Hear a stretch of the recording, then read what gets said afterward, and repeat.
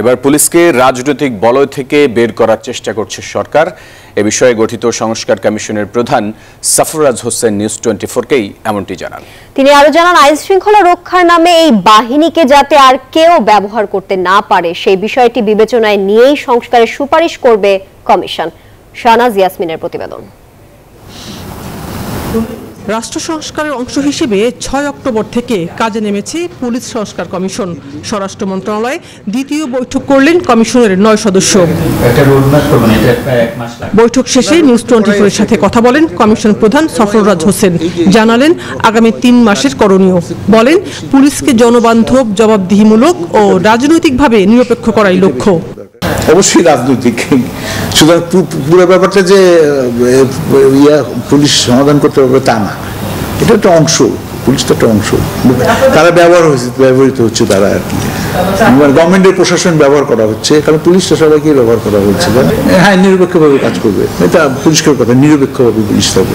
এনজিওর কিস্তি প্রথমবার বিকাশ পেমেন্ট করলেই 20 টাকা ইনস্ট্যান্ট ক্যাশব্যাক। কমিশন প্রধান বলেন, জুলাই আগস্টের মতো রক্তাক্ত ঘটনা আর যাতে না ঘটে এজন্য সুপারিশ করা হবে। এখানে দুইটা জিনিস, একটা হলো বিগত 2 মাসে যে ঘটনাগুলো ঘটেছে সেগুলো যাতে ভবিষ্যতে আর না হয়, সেটা হলো আমাদের মূল টার্গেট, যে আমরা পুলিশটা রিফর্ম হবে এমনভাবে যাতে ভবিষ্যতে আর যেন এরকম ঘটনা না ঘটে। এটাই আমাদের উদ্দেশ্য। পুলিশ ভালোভাবে কাজ করবে, যে রক্তক্ষয়, যেটা ব্লাডি যেটাকে বলে খারাপ ভাষা ইংরেজিতে, এই ঘটনা যেন আর যেন না ঘটে বাংলাদেশে, এটা আমাদের সুপারিশ থাকবে। 1 মাসে প্রাথমিক কাজ সারবে পুলিশ সংস্কার কমিশন, যার খসড়া রোডম্যাপ করা হয়েছে। সুপারিশ জমা দেওয়া হবে 31 ডিসেম্বর, জানান কমিশন প্রধান। আইডেন্টিফাই করব যে কোন কোন আইন পরিবর্তন করা প্রয়োজন এই মুহূর্তে, কোন কোন ধারা, আইনের কোন ধারা, বেশি না 2-3টা ধারা হয়তো আমরা অভিজ্ঞতা আছে, হয়তো কোনো আইন বা কোনো বিধি বলবো যে এটা পরিবর্তন করলে এইভাবে করলে হয়তো ভালো হয়, আমরা এইভাবে বলবো।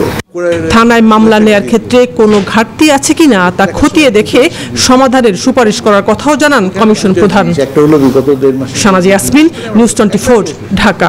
বসবো আমরা